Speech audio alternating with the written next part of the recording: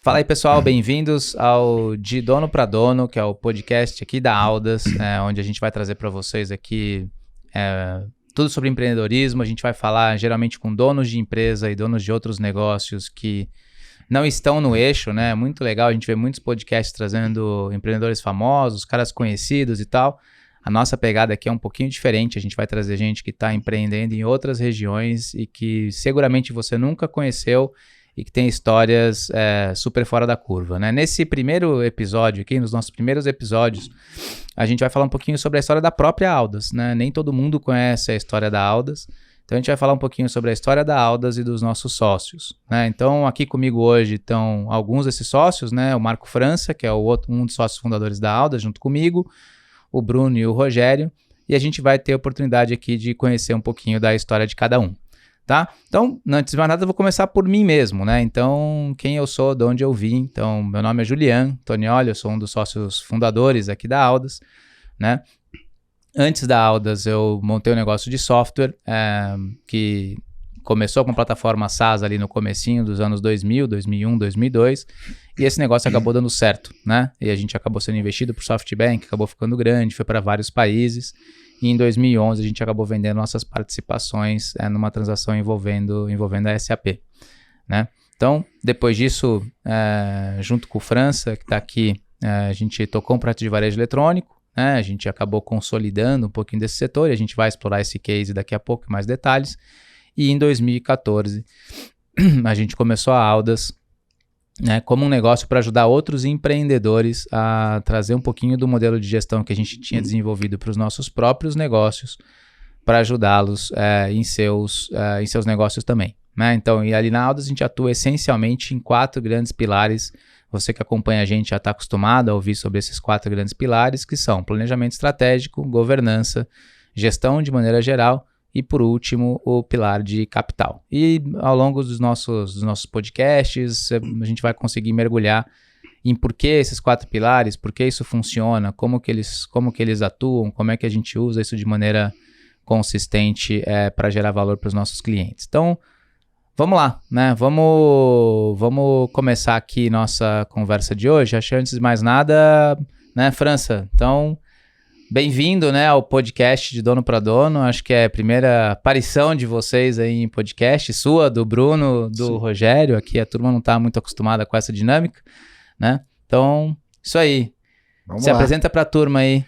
Beleza, eu conheço o Julian, é um casamento já antigo, já estamos aí comemorando 20 anos, daqui a pouco são as bodas já. 20 anos, eu conheci... Você já escolheu o presentinho da boda de prata? O que o senhor quiser, amor, já? Tá tudo não, certo. Ainda não. Tá tudo bem.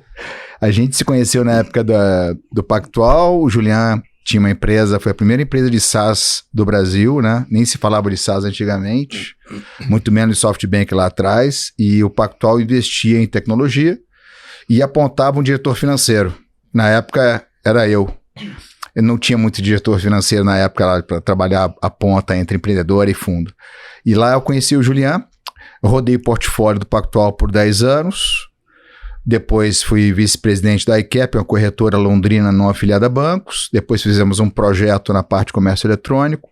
2014 voltamos aí a trabalhar sócios e juntos aí com a Audas, trazendo esse DNA nosso de tocar a companhia, né? Então a gente tem uma pegada muito forte de transformação e acabamos trazendo também pessoas queridas e que funcionavam lá de trás, como o Bruno Rui e outros caras que vieram com a gente mais recentemente. O próprio Vargas, que está com a gente também já há um tempo, já tinha uma relação com a gente profissional aí de outros carnavais. Então o time da Audas, o núcleo duro dela é um núcleo que já se relaciona, se dá bem e trabalha há muito tempo. Brunão, quer falar alguma coisa? Bom, vamos lá. Eu sou um pouco mais jovem que vocês, então o relacionamento não é tão longo assim. Começou mentindo, né? Mas conheço o Julian desde 2010. Eu passei a trabalhar na Spring, a empresa que o Julian fundou. Ali tive a oportunidade de começar minha carreira em negócios digitais. Tive a oportunidade de trabalhar em alguns segmentos de mercado financeiro, meios de pagamento, indústria de meio de consumo, etc. depois eu fiquei... Ô, Bruno, lá na Spring, você, quando entrou como... Eu entrei como estagiário. Analista ou estagiário. O Julian era chefe do chefe do chefe do chefe do meu chefe. Não, eu lembro dessa Eu entrei como estagiário, o Parnaldo me efetivou em 1 mês e meio de Spring. Então, comecei a carreira lá. E hoje é sócio na Aldas. Hoje sou sócio da Aldas. E acho que um pouco dessa história é o que eu sempre conto pro meu time, sempre que eu entrevisto alguém para trazer gente nova, eu sempre falo isso, que de fato a turma aqui implementa a meritocracia na prática, assim, eu sou exemplo disso. Quando eu entrei na Spring tinha, sei lá, 800 colaboradores lá, e dá para contar na mão os que viraram sócio do Julian um tempo depois, eu sou um deles. Então, isso eu falo bastante pro meu time. Eu acho que dedicação, mostrar o trabalho, mostrar comprometimento, não tenho dúvida que essa turma aqui reconhece. Então... E deixa eu aproveitar e já botar os caras na fogueira, né? Um pouco disso é aqui mesmo. É mais fácil ser estagiário do Julian, é mais fácil ser sócio do Julian? Essa é boa, hein? Essa tá legal. Cara... Eu acho que é mais fácil ser estagiário do Julian. Ser sócio do Julian é muito fácil. Eu vou usar uma frase que eu escutei com o Juliano no MIT. Tava lá os dois velhinhos, coitadinhos, né? O Jorge Paulo e o tio Warren. E aí eles comentaram o seguinte: o cara que você tem que escolher como sócio é o cara que você vai botar 20% do seu patrimônio e nunca mais vai poder vender. Então, é fácil. É fácil? Não, beleza. Porque tem gente aqui que teve relações distintas, né? Sim. Você começou como meu chefe na prática, né? Do ponto de vista... O seu chefe é nosso funcionário hoje. Mas do ponto de vista... Ei, chefe. Do ponto de vista prático, né? Você como CFO do fundo lá que investiu na gente era nosso chefe, entre aspas, do ponto de vista financeiro, né? Representava um sócio, representava né? Um sócio que na prática mandava na gente, em algum aspecto do ponto de vista de governança e tudo mais, né? E, né, então, o Bruno começou como estagiário, né? O Rogério, né, já aproveitar para puxar o gancho para o Rogério falar um pouquinho, começou como cliente, né, Rogério? Então, explica aí um pouco dessa história e né, o que você já fez antes e como é que chegou essa história de eventualmente se juntar a gente ali. Bacana, Julian. Prazer enorme estar com vocês aqui nessa mesa redonda, dono para dono.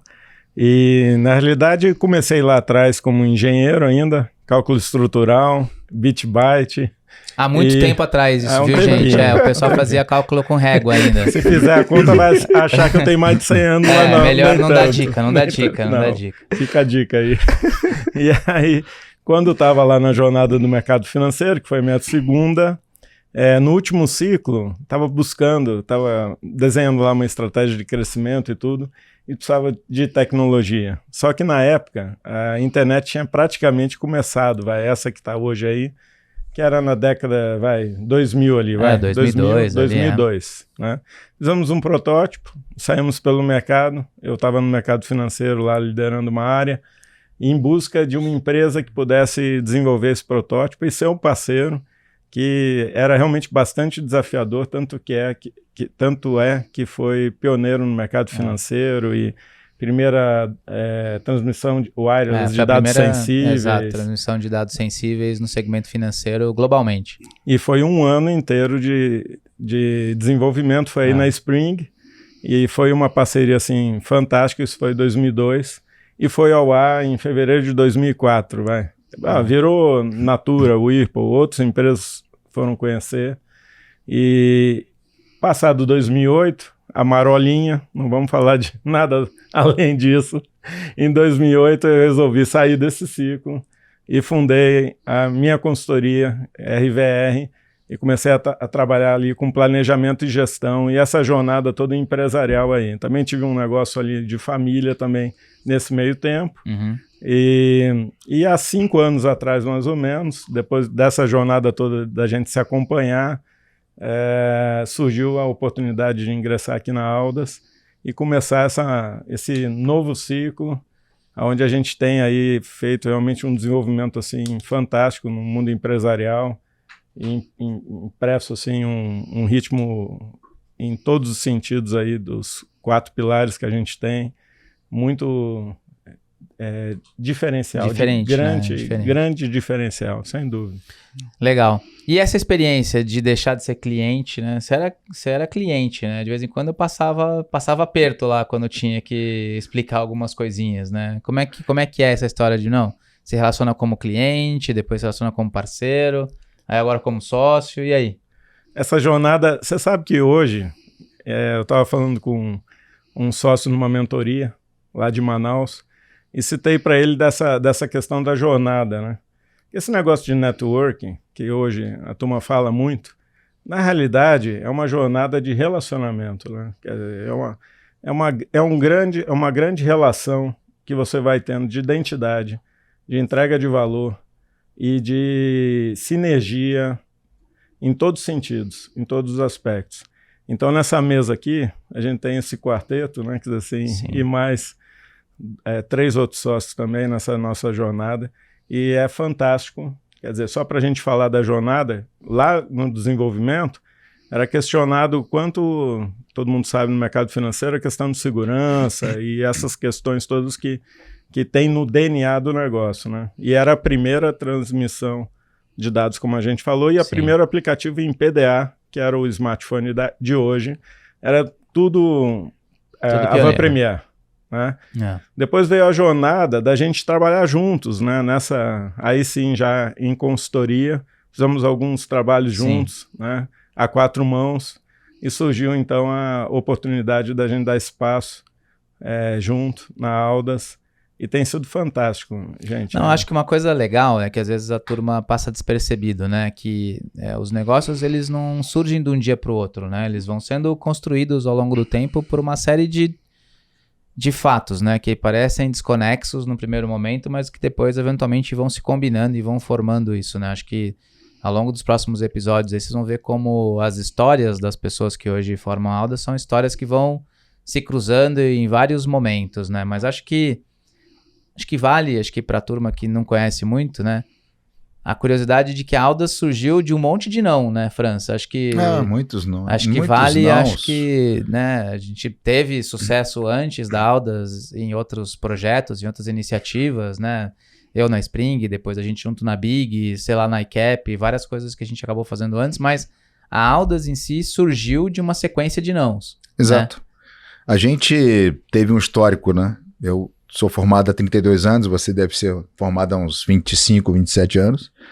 E, obviamente, a gente construiu uma história de mais sucessos que fracassos, né? Mas como todo mundo que faz muita coisa, tem os fracassos pesados.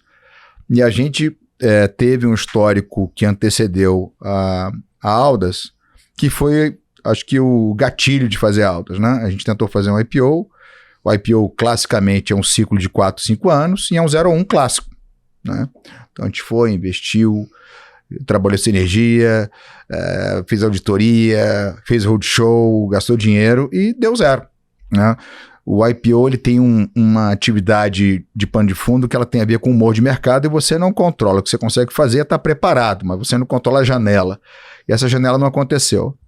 E depois dessa situação, eu e Julian achamos oportuno usar nossa experiência, que foi grande, que tinha muito mais sucesso que fracasso, mas com um IPO fracassado recente, dizer, cara, vamos fazer uma coisa que seja menos 0,1, tocar e transformar um monte de negócio e fazer as coisas crescerem e oportunidades vão surgir nesse processo, nessa jornada. E aí surgiu o nosso negócio hoje, que já está indo pro 9º ano aí. Né? Mas o curioso, acho que o que eu lembro muito da quando a gente começou e tinha essas conversas de começar a Aldas, é que a gente tinha claro que a gente tinha que associar gestão ao capital. A gente sempre veio do lado, eu vim do lado da gestão, por mais que estivesse junto de capital também, um viés muito mais operador, né? Utilizar dinheiro na economia real ali, fazer as coisas acontecerem. E a gente tinha essa convicção de que a gente tinha que conseguir associar operação ao capital, especialmente vindo da experiência que a gente estava, que era assim, a gente tinha operado 11 caras de varejo eletrônico por 2 anos, gerado valor para eles e mesmo assim não conseguimos encostar a mão ali no capital para fazer o projeto acontecer da maneira que a gente queria. E lembra que a gente rodou uma porrada de fundos com essa história. Primeiro a gente inventou essa história do Operating Partnership, né? Que a gente não consegue falar que a Aldas é uma empresa de Operating Partnership porque ninguém sabe o que é. A gente tem que falar que é de consultoria. Mas lembra que a gente varreu todos os fundos para falar assim, e aí, vamos acessar capital, vamos falar junto, capital com operação e tal, e o que a gente ouvia desses caras, né? Sim. A gente, na verdade, a gente se classifica como peões intelectuais, né? Então, a Aldas, ela consegue transformar porque ela consegue botar a mão na graxa e consegue transformar porque tem intelecto. Então, eu acho que essa questão de aliar a grana com a gestão, ela é uma coisa que alguns caras no Brasil fazem, são poucos. O operador mais clássico, ele acontece mais claramente nos Estados Unidos, né, que é uma figura que tem um operador com o capital. No Brasil, ele é mais quebrada, né? Ou tem o capital ou tem o operador, né? Então, se você associar isso aí, teu risco operacional e financeiro e a execução do negócio, ela é totalmente diferente. Né? Tua chance de sucesso, ela é outra. Então, acho que essa é uma migração legal que a Aldas está caminhando para isso. Ela acredita nisso. O Brasil, ele flerta com isso, mas ainda não conhece isso. O cliente Aldas, como você falou, né? Se eu falar de operating partner, vai dizer, puxa, o cara não entendi nada ou vai comprar minha empresa sem pagar nada, né? Uma das duas coisas. Então, eu acho que essa educação, né, do que a gente faz, ela vai acontecendo. O boca a boca também foi acontecendo. Sim. E acho que hoje a gente tem um nível de reconhecimento em cima de um esforço extremamente duro nosso do início, desde lá de trás, parceiros aguentando muita coisa, e agora o sucesso é um pouco fruto no trabalho decente, correto, super guerreiro, sem bandeira, sem sobrenome, que a gente veio fazendo. E aí as pessoas obviamente vieram junto com a gente, vieram a ajudar, a fomentar, a acelerar a atividade, né? E Bruno, assim, uma das coisas que a gente vê lá e que a gente faz muito, né? A gente tem nossos pilares essenciais, né? Sim. Planejamento estratégico, governança, gestão de maneira geral. Uhum. Mas dentro desse capítulo gestão, tem algumas frentes que você hoje é o responsável ali, de maneira geral, pelas políticas nossas e pelas práticas, né? Sim. Que são as que a gente chama das práticas de digital e, eventualmente, as práticas mais voltadas à aceleração de vendas de maneira estrutural, né? Uhum. Como é que... O que você vê, de maneira geral, que são os principais desafios dos nossos clientes quando eles começam a querer fazer alguma coisa nesse sentido? Ou seja, onde é que está a dificuldade do cara? É em saber o que ele quer? É em saber como fazer? É um pouco das duas coisas. Como é que você consegue conectar esse aspecto de digital? E muitas vezes a gente ouve que digital só funciona para negócios da nova economia, e nossos clientes, em sua grande maioria, são clientes de old economy, velha economia, né? Tradicional, de velha economia. Sim. Como é que a gente consegue fazer essa ponte entre o que esse cara precisa e o que a gente ali está tentando trazer de novas práticas? É boa. Acho que o primeiro aspecto é que nem sempre o cara tem clareza do que ele quer fazer. Às vezes ele tem um portfólio gigante de produto, não sabe exatamente o que priorizar, como priorizar, etc. Mas acho que a maior dificuldade é em como fazer, em como utilizar essas estruturas mais ágeis que a gente vê principalmente em negócios digitais. E eu acho que uma parcela importante, assim, é falta de indicadores, falta de gestão e números sobre o processo de venda. Então, isso é uma coisa que a gente trabalha forte quando a gente começa a implantar o nosso modelo de trabalho, né? Então, baseado nesses indicadores, a gente consegue dimensionar melhor a equipe comercial, o marketing, para trabalhar dentro do método que a gente está acostumado e que a gente implementa nos nossos clientes. E no fundo, tudo parte de uma matemática, tudo parte de um funil de taxas de conversão, de capacidade de atuação, etc. Mas esses dados quase nunca estão bem estruturados. E quando a gente fala de negócios que não são negócios digitais, aí esquece. É muito difícil. O cara não tem ideia de que é o CAC dele, o cara não tem ideia de quanto que o cliente traz de retorno. Ele sabe o que é CAC, para começar, né? Ele sabe que ele tem que medir o que é CAC. Grande parte das vezes ele não sabe o que é CAC, não sabe como medir, obviamente ele não mede. Não sabe quanto que o cliente gera para ele ao longo do tempo. Então eu acho que o principal, a parte mais difícil é essa falta de gestão e controle em números do processo, para ter uma equipe bem dimensionada, para ter a estrutura correta, trabalhando no método correto e ter uma previsibilidade de resultado. Como é que eu trabalho para atingir aquele resultado que eu quero, né? Tem uma frase bem legal que os nossos clientes falam, a gente fica satisfeito porque a gente está aqui para trabalhar direito, que é assim, acho que agora eu estou entendendo meu negócio. Quando ele fala isso, fala assim, opa, agora a gente vai conseguir expandir. Porque enquanto o cara não entender, ele tem medo. Na hora que ele entende e domina, ele consegue desenhar o processo. Então tem uma etapa que ele fala isso, uma etapa que valida o trabalho e acelera depois, né? Sim. E Rogério, assim, uma coisa que você fala muito, né, é a diferença entre empreendedor e gestor, né? E às vezes o empreendedor ele é forçado a ser gestor, né? E como é que você enxerga, assim, tipicamente, como é que a gente consegue colocar com esses nossos pilares, como é que a gente consegue explicar para esse empreendedor os diferentes papéis, né, da estratégia, da governança, da gestão em si, do capital, né, no negócio dele, e fazer ele entender essa diferença de papéis entre ele, uma coisa é ser dono, uma coisa é ser empreendedor, outra coisa é ser gestor, outra coisa é ter dia a dia. Bom, esse é um dos principais focos de transformação, né? Então, na Aldas a gente atua muito com essa jornada da transformação, né? Porque a grande maioria dos empreendedores, e para não dizer 100%, nunca foi gestor. Então ele chegou ali por que você acha que é isso? Por que você acha que... Vamos fazer a pergunta inversa. Por que grandes gestores, né, às vezes CEOs, gestores que são reconhecidamente fora da curva pelo mercado, não são empreendedores?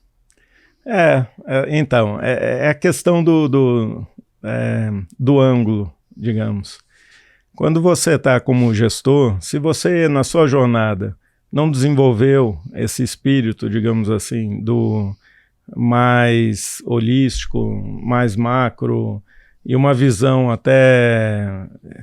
aquela história, né? O empreendedor, ele constrói as asas quando está caindo. Então, ele tem um espírito que é muito mais ligado ao risco. Né?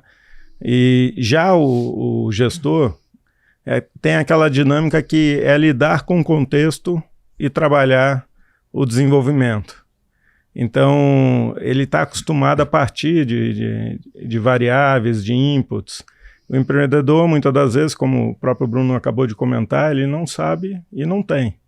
Então, são características muito diferentes. E quando a pessoa quer mudar a jornada, eu sou gestor, quero empreender, tem que, sem dúvida nenhuma, tem que começar a trabalhar essas questões mais aspiracionais e de lidar melhor com o risco. Né?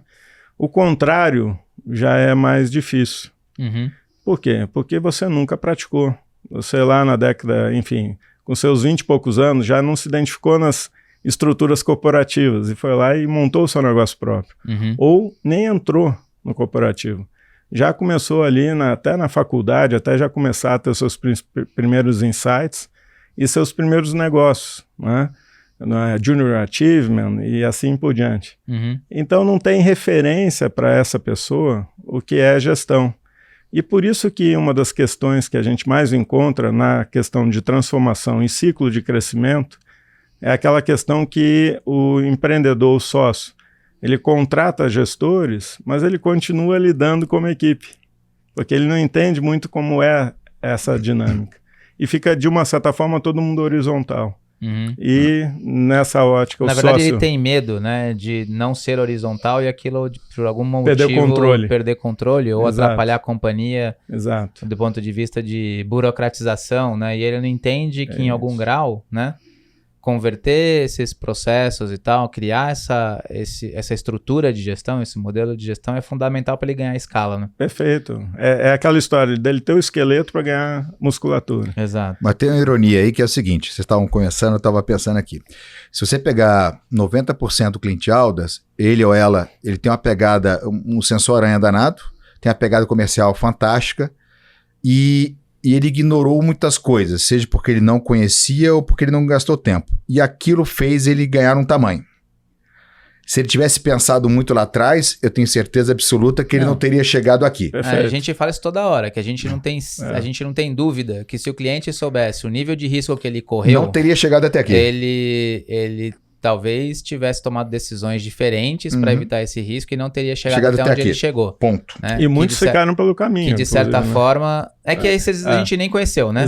Exato. Né? Então esses a gente não conheceu. Infelizmente o cara... Ele parou antes. Parou antes. A gente conheceu o cara que tomou o risco e não implodiu. E o cara do caramba. Isso, né? Que a ignorância é o risco. E a ignorância no sentido... De não conhecer. Né? Não tem a ver com burrice. Não tem a ver com burrice, mas no sentido de não conhecer o risco que o cara tá correndo, às vezes é um combustível fundamental pro cara chegar onde ele tá chegando. Eu não tenho dúvida. E aí depois você tem uma camada de gestão que ele não tá acostumado, que eu acho que é onde a gente entra bem, né? E também, como a gente já foi dono e é dono de muita coisa, a gente tem uma autoridade de falar de uma forma franca, em benefício do negócio, protegendo o dono, a verdade.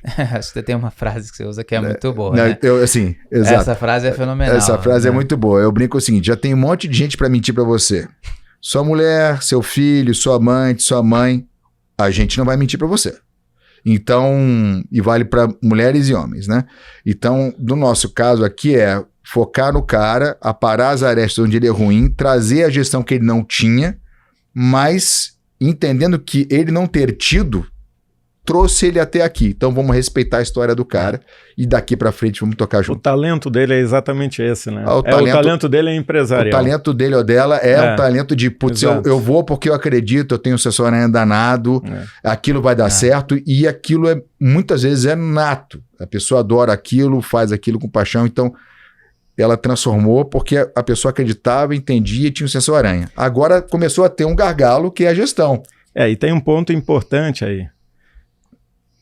A partir desse estágio, é que ele precisa intensificar cada vez mais o talento dele, que é o operacional.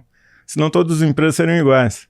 E aí está o DNA. E muitas das vezes ele está afogado naquele operacional, exatamente porque o estágio foi ocupando ele.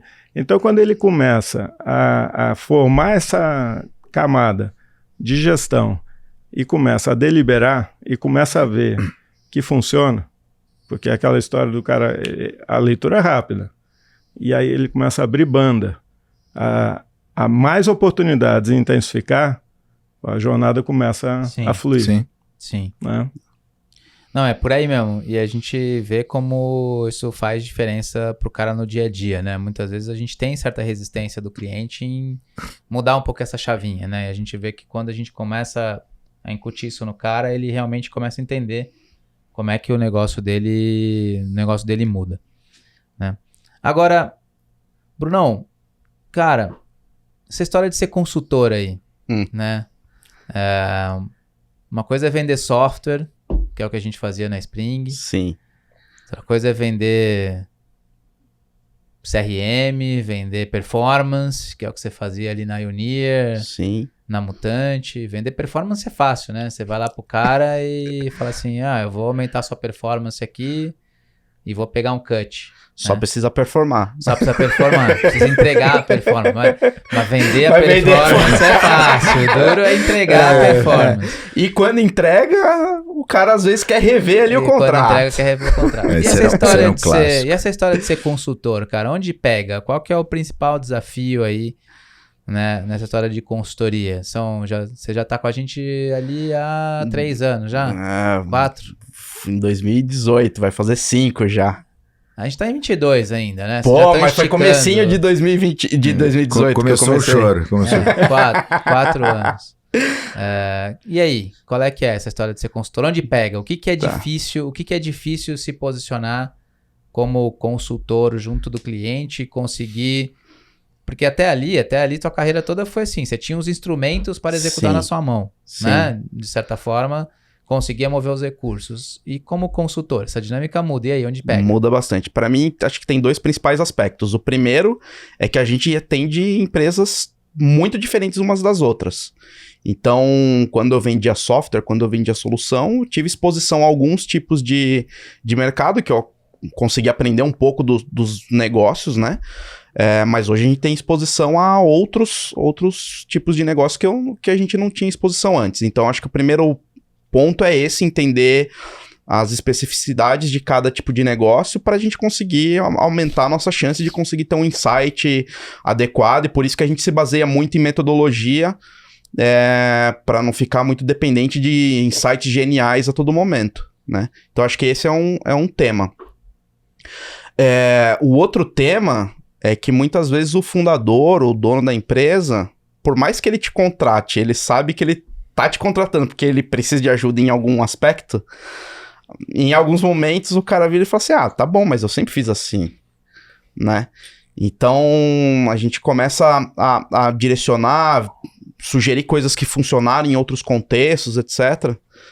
E às vezes existe uma resistência do empreendedor, do empresário em executar ou ir por aquele caminho que a gente tá sugerindo, né? Pelo simples argumento de que eu sempre fiz isso dessa forma. Eu brinco que é a diferença entre ter vontade e ter disposição, né? Exato. Uma coisa é ter vontade de fazer as coisas diferentes. Exato, mas na outra prática... é ter a disposição para fazer, né? Que são coisas não necessariamente são iguais, né? Exato. Então, acho que você ter firmeza, autoridade naquilo que você está propondo, pro cara falar assim, não, beleza, confiei, vamos por esse caminho e vamos buscar o resultado que a gente espera, acho que é um dos grandes desafios. E tem outra parte também que é o seguinte, às vezes você tá ali para falar o que ele já sabe. É verdade. Mas ele não executou. É verdade. E a minha piadinha é o seguinte, o que você já sabe e não executou, deveria te cobrar mais caro ainda. Porque o que você não sabe, beleza. Então, tem uma boa parte do nosso trabalho que é transformar o que eles coletivamente já sabem, mas por alguma razão não estavam fazendo. Esse é um ponto, né? E às vezes até se brinca um pouco com a história de consultoria, que no fundo, eu tô pagando para ouvir alguma coisa que eu já sabia que eu ouvi. Em parte é verdade. Em parte é verdade. Em parte é verdade, né? Exato. O que eu acho que o grande papel da consultoria não é necessariamente em dizer o que você precisa fazer, porque isso provavelmente você sabe. Eu acho que o papel da consultoria é em conseguir fazer você fazer aquilo que você sabe que deveria ter feito e não fez, né? Exato. Ou mesmo em como implementar aquilo de alguma maneira que seja mais inteligente, ou que seja mais eficaz, ou que seja, né, mais rápido, qualquer coisa assim, né? Mas dificilmente... Óbvio que a gente às vezes chega em cliente e acha coisas que são insights. Às vezes acontece. Eu acho que a gente faz com frequência. Até mas, porque a gente traz muitas vezes referências de outros lugares, tem muita experiência e tal, mas acho que mesmo quando você acha esse insight, a questão é como é que você coloca ele em prática, né? Como é que você bota ele para funcionar. Eu acho que esse é o desafio, né? Tem a frasinha americana que a ideia vale centavo e a execução vale milhões, né? E como também a gente e se sente um peão intelectual de verdade, você não se incomoda em transformar junto. Se você meter um PowerPoint pro cara e falar assim, ele não vai executar. Porque senão ele já tinha feito. Essa faz a diferença. Quando eu tô conversando com um potencial novo cliente, eu sempre foco muito nisso. Tem muita consultoria que faz um trabalho de planejamento muito bem feito. Mas eu acho que é aqui que a gente se difere um pouco, assim, quando a gente pega na mão do cliente e ajuda o cliente a executar aquilo. Porque isso acontece muito, não é raro a gente pegar cliente que já fez trabalho de planejamento no passado, receber um PowerPoint de 200 slides lindo lá e aquilo lá já foi nunca sai. Contratado por clientes que tinham o PowerPoint de 200 slides e não sabiam como colocar na prática, né? E o nosso papel era em como aterrissar aquilo em um conjunto de ações que fossem implementáveis. Execuíveis, né? Então eu sempre reforço que eu acho que talvez o grande pilar nosso assim é a parte de gestão e execução. Eu acho que é onde a gente gera muito valor para o cliente. Não, e um ponto rápido, que a gente às vezes acha que é só porque a nossa empresa que tem 20 pessoas, 30 pessoas ou 50 não tem recurso para. A gente já fez projetos para grandes empresas globais que têm recursos ilimitados e, no entanto, nos buscam para também esse tipo... Ok que o nosso foco é empresarial e tem sido. Mas por quê? Exatamente por essa, vamos chamar assim, know-how de facilitar a questão de acontecer. E muitos... estão lá com as suas estratégias, com seus planos feitos, mas é aquela questão, falei hoje sobre isso, a execução estratégica novamente, a história de como de fato eu consigo fazer acontecer e do nosso lado sem criar dependência, que é isso que a gente quer. A gente quer que a estrutura ande e flua, né? Não, e muito legal isso. Agora, aproveitar, mudar um pouquinho o viés aqui para a turma conhecer um pouquinho mais da gente. Acho que tem alguns causos aqui de dentro da Aldas, né? Que são sempre coisas curiosas. Rogério, você já tá aí, cara, de RVR e Aldas... 60 anos. 15 anos. 15 anos aí de 15 anos. consultoria, né? 15 anos. O que foi a situação mais peculiar que você encontrou aí nesses últimos 15 anos? Olha, Julian, primeiro, é sempre um prazer a cada minuto poder, assim, conviver com esse mundo empresarial, porque a gente realmente aprende muito e é uma troca, né? Como a gente estava falando há pouco aqui dos insights, é realmente fantástico. E então, assim, é uma questão contínua, né? O Brasil, também falamos aqui há alguns minutos atrás, é ilimitado. Somos a 10ª maior economia, 6ª maior população. E se a gente for pelos segmentos, a gente é top 10 em vários deles. Não é só pelo agronegócio. Então, é muito mais a oportunidade de fazer acontecer no seu negócio do que para a porta para fora. Porque existe mercado. E acho que esse é um negócio super relevante agora, né? Que a turma Total. fica super preocupada com, mas a eleição, deu A, deu B.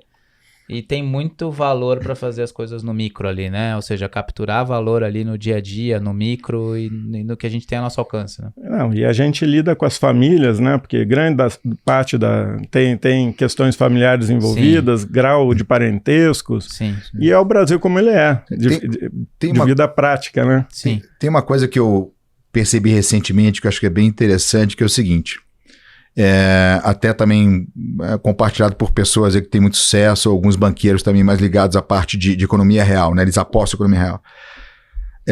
Até um tempo atrás, o cara que não pertencia ao eixo aqui do Rio-São Paulo, ele não falava os jargões, não falava o anglicismo, ele se sentia menor. E aí ele começou a entender que ele é muito melhor do que o eixo clássico do Rio-São Paulo, porque Sim. ele tomou o risco, ele transformou, ele gerou emprego. E esse cara vem aqui hoje dizendo, não, cara, por que eu vou achar que eu sou menor do que você? Então, eu acho que tem também uma parte a persona mudou, entendeu? Então, acho que isso ficou bem interessante. Uhum. E aí esse cara, ele tá entendendo que ele que transforma o Brasil. Não é só o dinheiro. E voltando à questão dos 4 pilares, não é à toa que a gente definiu esses 4 pilares, porque eles todos se falam. E eles Sim. todos são necessários Exato. para você fazer a jornada, porque sem governança, você não consegue ter uma organização dentro da sua Você não tira a estratégia do papel, você não societária. desenvolve a gestão, Tem sem agora- capital você não entrega, você não acessa capital se não tiver estratégia, não tiver governança, não tiver Tem um gestão. caso agora aqui que tem 60 pessoas ganhando dividendos, na 4ª geração. Putz. Então, assim, é o Brasil, né? É. E assim, e um negócio, cara, fantástico, que é isso que é Boa. interessante, essa Boa. troca toda empresarial, sabe? França, você é conhecido na Aldas pelas piadas. Ixi. Piadas inafiançáveis aqui, agora Algumas a gente tá são no podcast. inafiançáveis. Vou pensar se eu posso. Mas, não, eu não vou pedir pra você contar as Nem piadas aqui, inafiançável. porque elas, em geral, envolvem figuras de linguagem que são... Que são chulas. São chulas. Mas você gosta de usar muito da frase dos sapequinhas. Eu acho que Sapeca. o exemplo dos sapecas, lembra da nossa famosa reunião com Os 12 com os 12 sapecas. sapecas? Os 12 Acho que vale contar o caos pra turma dos 12 sapecas. os 12 sapecas, o cliente da Aldas, ele classicamente ele é sapeca, né? Ele ou ela. Mas essa operação foi interessante porque era uma operação de roll-up, né? O que é roll-up? É você fazer uma sequência serial de aquisição de companhias. E eram companhias pares, né? Então, teoricamente, para a coisa andar, a gente estabeleceu uma regra isonômica, com acordos claros, e, enfim, para que tudo desse certo, né? Para que não tivesse uma pessoa sendo privilegiada com relação a outra ou vice-versa. Tudo bem, fizemos lá as documentações, gastamos uma baba com advogados, chegamos lá para as assinaturas. E aí começou a puxar a gente para um lado, puxar a gente para o outro. Todo mundo queria um pedido. Aí a gente apelidou carinhosamente essa turma de, sapequinhas, né? Cada um deles tinha uma criatividade, uma razão pela qual ele achava que ele merecia mais do que o outro, que era um par dele no mesmo setor, fazendo a mesma coisa com a mesma margem, né? Então, essa criatividade, essa coisa jocosa, ela também é interessante para esse convívio, né? Com o empresário, que ele tem que ser criativo, ele ou ela, né? Então tem o cartesiano e tem o dia a dia. E o brasileiro sem essa questão, acho que não é nada. Então esse convívio de saber tocar o dia a dia numa porradaria violenta, ao mesmo tempo ter essa parte lúdica, eu acho que isso faz parte dessa cultura nossa de e tocar. acho que isso que também faz o dia a dia ser mais tranquilo, porque o dia a dia de consultoria... Ele é maçante, né? Ele é maçante, ele é puxado, né? Se não tiver isso, né, você só tem a parte pesada. Aí só sobra pra fazer que nem o Bruno, que desestressa de outras maneiras, né? Exato. Ô Bruno, quantos rifles são já? Quantas armas? Rifles, vamos lá, no total são 11. Mas é que no Brasil a turma acha que é fácil ter arma do dia pro outro, e não é. Tudo Então, registrado. das 11, CAC, inclusive, só tem 4 comigo. As outras 7 estão justamente no processo de autorização de exército e tudo mais, então... Mas ele passou vergonha, né? Aquela vez que a gente foi dar tiro. Quem foi o pior que deu tiro lá? Mas depois eu dei uma treinadinha e fiz a revanche. Tirou um mês de férias da aula. Era pra motivar a turma. Mas eu fiquei sabendo também, nesse evento aí, que teve gente que só começou a suar depois, descobriu quanto tava gastando pra tirar. Não, foi engraçado, que foi assim, ó, a gente tava lá, a gente já tinha dado, uns 200, 300 tiros de pistola. Aí chegaram 2 caras com um fuzil, um com 7,62 e outro com 5,56. Cada um deu 5 tiros e foi embora. Aí o França virou pra mim e falou assim, pô, Brunão, qual a graça, cara? Aqui a gente já tá 3 horas aqui, tem mais outros brinquedos pra gente brincar e tal. O cara vem aqui, dá 5 tiros e vai embora. 1h30 de trânsito, pô, pra dar 8 tiros. Eu falei, pois é, que nesse 1 minuto que ele deu 5 tiros, aí foram uns R$500, mais ou menos. Aí esse aqui arregalou. Pra quem não sabe, né, turma, o França, ele é financeiro, é o financeiro da aula, né? Como todo financeiro costuma ser um pouquinho mais mão fechada, né? E aí começou a ficar preocupado ali com o investimento do esporte. Já tivemos traições piores na Aldas, né? A reforma da Aldas eu não sei até hoje. Já tem 2 anos. Eu não contei, não. Eu confesso, esse aqui eu não nego, falo a verdade. Não contei quanto foi gasto na obra.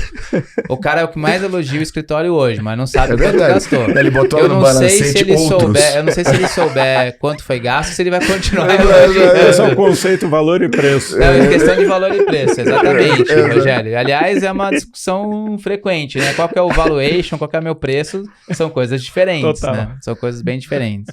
Não, legal. Boa. E, Rogério, acho que é a última aqui pra gente começar a fazer um wrap-up aí, fazer considerações finais de todo mundo, mas consultor também tem que aprender, né? Onde é que a gente aprende? Olha, a cada minuto. Porque com a troca que a gente tem com os sócios e sobre a investigação, a gente estava falando que a gente é uma boutique empresarial, e por que a gente não é consultoria? A gente pensa no negócio 24 horas. Eu já contei aqui várias vezes sonhando com algumas frentes que a gente tem que trabalhar, enfim. Por quê? Porque o nosso papel não é fazer, o nosso papel é influenciar. E muitas das vezes a gente precisa entender assim, qual que vai ser o melhor ângulo. Né? Quer dizer, pô, é aquela história, é tudo óbvio. Mas o óbvio muitas vezes não está sendo feito. E o óbvio dá dinheiro, né? E o óbvio dá dinheiro. Né? A gente fala muito com o Alfredo aí, que é um parceiraço nosso, que ele fala que o óbvio dá dinheiro. Poxa, então você focar nisso e realmente manter a resiliência é realmente um aprendizado a cada minuto, a cada segundo. Mas acho que o Rogério colocou um ponto ali que, pelo menos para mim, é fundamental para essa história de a gente aprender na evolução de ser consultor, que tá com vocês, assim. Muitas vezes o Julian é o consultor do consultor, às vezes tem alguma coisa específica num cliente meu, Julian, me ajuda aqui, cara, aconteceu isso, e aí? Qual que você acha que é o caminho? Então, estar com vocês que têm mais tempo de experiência, assim, tem a piadinha disso, né? Primeiro, a gente não é gênio, né? A gente já se ferrou muito. Acho que isso é uma coisa importante, né? Não é de graça. Outro dia eu falei assim, não, já sei tudo. Eu falei, como é que você sabe tudo, rapaz? Você tem 12 anos de idade, eu aprendo que nem um animal há 30 anos, ele virou e foi estudar. Esse é o primeiro ponto. O segundo ponto é o seguinte, o cara chegou lá pro Van Gogh e falou assim, Van Gogh, quanto é que faz uma tela aqui, 1,5 m por 1,5 m? 600 mil euros. Mas você tá brincando? Quanto tempo? Uma semana, né, Van Gogh? Não, 60 anos e uma semana. Então, você não chegou no estágio que está à toa. Então, a gente tem um histórico grande.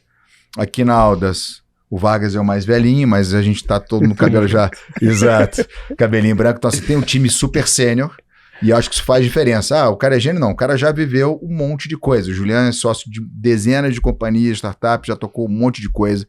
Eu e ele já tocamos um monte de coisa nos últimos 20 anos. Então, já viveu, acertou e errou um monte de vezes. Por isso que agora é fluido, porque não foi fluido antes. Então, o cliente ele se beneficia dessa fluidez, primeiro ponto. E segundo ponto, o cliente te reconhece. Quando ele sabe que você tem a casca grossa, ele também te escuta. Porque você tem autoridade de dizer, cara, aí vai dar cagada, bicho. Por causa disso, já vemos isso aqui, tal, já pedimos dinheiro aqui. By the way, isso aqui eu já gastei... E nessa aqui eu gastei tanto, inclusive com o Juliano. Custou tantos milhões de reais. Do nosso bolso. Aqui exato. Então fica muito mais fácil essa troca, Boa. porque o cara tá vendo, você tá falando Boa. pra ele uma coisa que é uma evidência. Você não pegou um livro de alguém e aprendeu. Então faz muita diferença isso. Boa. Né? Francinha, pra terminar aqui, uma Legal. frase que você acha que todo mundo tem que levar? Para os empreendedores, Por quem tá ouvindo aí? para quem tá ouvindo, eu acho que aqui o Brasil é um território cowboy. Então, assim, se você tiver perseverança e se associar com as pessoas certas, você vai prosperar. Mas tem que ter muita resiliência. Boa. Rogério, uma frase aí, uma consideração final pra quem tá ouvindo a gente aí. Evolução, Ouvindo e vendo, né? evolução contínua e resiliência. Sempre um romântico, né? É romântico. Pra quem não conhece o Vargas, Eu tava num workshop na impossível sexta-feira ficar de mau humor. e o cara me pergunta assim, o que é certo, o que é errado? Então, vamos lá, prática de gestão é a melhor prática. Agora, cara, você fez hoje? É uma prática, amanhã pode ser melhor. Então tá, evolução Não tem limite, contínua, né? Evolução contínua e resiliência. E foco no... Libera-se do operacional para você poder transformar o seu negócio. Boa. Bruno? Bom, vamos lá. Uma frase que não é minha, mas que eu já ouvi. Sem falar em resiliência, por favor. Não. Cuidado com o que você deseja, que pode acontecer. Essa você ouve muito de mim, às vezes, vem exato. pedindo umas coisas lá, eu falo assim, ó, cuidado Essa com o frase que eu gosto de pede, falar, é verdade. porque às vezes Pois acontece. É isso, assim. 12 anos atrás, 13 anos atrás, eu era estagiário e eu desejava algumas coisas que hoje são realidade. Óbvio que tem muita coisa ainda pra Tá, a listinha buscar, tá renovada mas pros próximos 10? sempre renova, porque senão não perde o sentido, né? Boa. Sempre renova. Julian, agora falta você dizer qual é o teu hobby. Meu hobby? Cara, bom, primeiro, meu hobby é... Bom, eu gosto muito de carros, então meu hobby é gastar tempo com carros, gastar tempo com startups. Tem gente que fala que é um hobby, você fala que eu optei por não ter filhos e optei por investir em startups, né? E eu gosto muito de relógios, então eu gasto bastante tempo estudando sobre isso e tal. Então acho que esses são alguns dos hobbies aí fora do dia a dia, né? Então acho que são algumas das coisas que eu faço. E a frase? Frase empresarial. Não, cara, eu gosto muito de uma frase que é o seguinte, cara, a gente não sabe o que a gente não sabe, né?